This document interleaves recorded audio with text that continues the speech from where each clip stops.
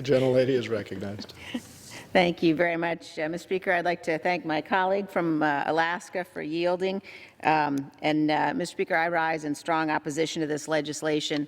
I wish I could say that I am surprised by the bills that are being brought before us this week, but I'm not.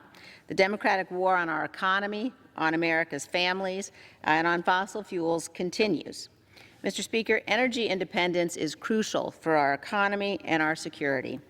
I stand in strong solidarity with my friend and colleague from Alaska, someone who is a mentor not just to me but to many, all on our side of the aisle.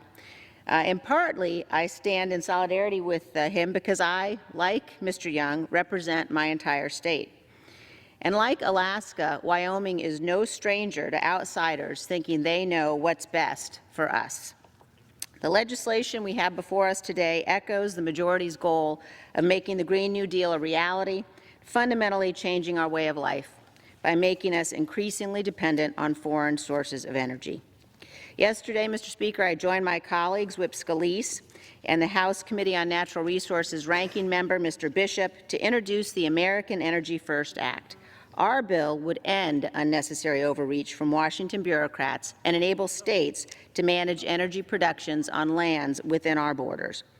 Our all-of-the-above pro-energy legislation would help put our families to work, further our energy independence, and put our national security at the forefront.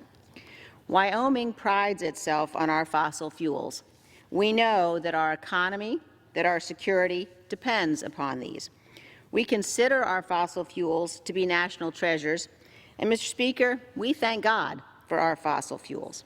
So I stand here today to oppose this misguided anti-energy independence and anti-national security agenda that the Democratic majority has continued to put before us. I urge my colleagues to oppose this bill, and I yield back the balance of my time.